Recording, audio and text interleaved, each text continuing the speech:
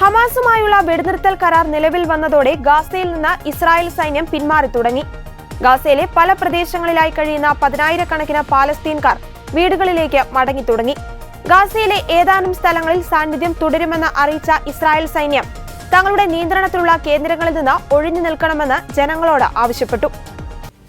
Israel Hamas വെടിനിർത്തൽ കരാർ ഒപ്പിടൽ ചടങ്ങ് നാളെ ഈജിപ്തിൽ നടക്കും. US പ്രസിഡന്റ് ഡൊണാൾഡ് ട്രംപ് പങ്കെടുക്കും. അതിനിടെ ഇന്നലെ വൈകിട്ട് അവസാനിച്ച 24 മണിക്കൂറിൽ ഇസ്രായേൽ ആക്രമണങ്ങളിൽ ഗാസയിൽ 17 പേർ കൊല്ലപ്പെട്ടു. മുൻപ് കൊല്ലപ്പെട്ട 7 പേരുടെ മൃതദേഹങ്ങൾ കണ്ടെത്തുകയും ചെയ്തു. ഗാസയിലേക്ക് ഉടൻ സഹായം എത്തിയില്ലെങ്കിൽ കുട്ടികളുടെ കൂട്ടമരണം സംഭവിക്കുമെന്ന് യുനിസെഫ് മുന്നറിയിപ്പ് നൽകി. കരാറിന് ഇസ്രായേൽ മന്ത്രിസഭ അംഗീകാരം നൽകിയത് പ്രധാനമന്ത്രി ബെഞ്ചമിൻ നെതന്യാഹു അറിയിച്ചതിന് പിന്നാലെ ഗാസ സമയം ഉച്ചയ്ക്ക് 12-നാണ് വെടിനിർത്തൽ നിലവിൽ വന്നത്. 24 മണിക്കൂറിനുള്ളിൽ എല്ലാ ആക്രമണങ്ങളും നിർത്താനുള്ള കരാറിന് രാവിലെയാണ് മന്ത്രിസഭ അംഗീകാരം നൽകിയത്. അതുമുതൽ 72 മണിക്കൂറിനുള്ളിൽ ഹമാസ് ബന്ദികളാക്കിയ ഇസ്രായേൽക്കാരെയും തുടർന്ന് ഇസ്രായേൽ ജയിലിലുള്ള പലസ്തീൻകാരെയും മോചിപ്പിക്കണമെന്നും കരാർ വ്യവസ്ഥ ചെയ്യുന്നു.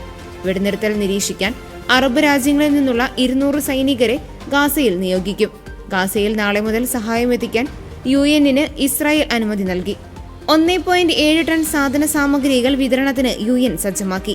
ഇസ്രായേൽ മന്ത്രിസഭ ഇന്നലെ അംഗീകരിച്ച കരാറും രാജ്യാന്തര ചർച്ചകളിൽ പങ്കെടുത്ത ഹമാസ് പ്രതിനിധികളും നൽകുന്ന വിവരമനുസരിച്ച് ഇന്നലെ പ്രാബല്യത്തിലായ വ്യവസ്ഥകൾ ഇങ്ങനെയാണ്.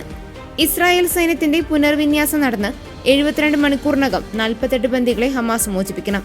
ഇവരിൽ 20 പേർ ജീവനോടെയുണ്ടെന്നും 2 പേരെ കാണാനില്ലെന്നുമാണ് വിവരം. മറ്റുള്ളവരുടെ മൃതദേഹങ്ങൾ വിട്ടു നൽകണം. ഇസ്രായേൽ ജയിലുകളിലുള്ള മുഴുവൻ തടവുകാരുടെയും പട്ടിക പ്രസിദ്ധീകരിക്കണം. ബന്ദിമോചനത്തിന് പിന്നാലെ ഹമാസ് ആവശ്യപ്പെട്ട 250 തടവുകാരെ മോചിപ്പിക്കണം. 2 വർഷത്തെ ആക്രമണത്തിനിടെ പിടികൂടിയ 1700 മുതിർന്നവരെയും 22 കുട്ടികളെയും വിട്ടയക്കണം.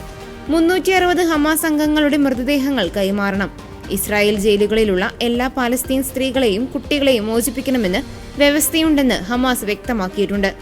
ഇസ്രായേൽ സൈനികരെ കൊലപ്പെടുത്തിയ കേസിൽ തടവിലാക്കിയവരെ മോചിപ്പിക്കുകയോ മറ്റു രാജ്യങ്ങളിലേക്ക് നാടുകടത്തുകയോ ചെയ്യും.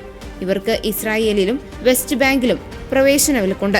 ബന്ദികളെല്ലാം തിങ്കളാഴ്ചയോടെ തിരിച്ചെത്തുമെന്ന് ട്രംപ് സൂചിപ്പിച്ചിട്ടുണ്ട്. ഗാസയിലേക്ക് ദുരിതാശ്വാസ സഹായം കടത്തിവിടണം.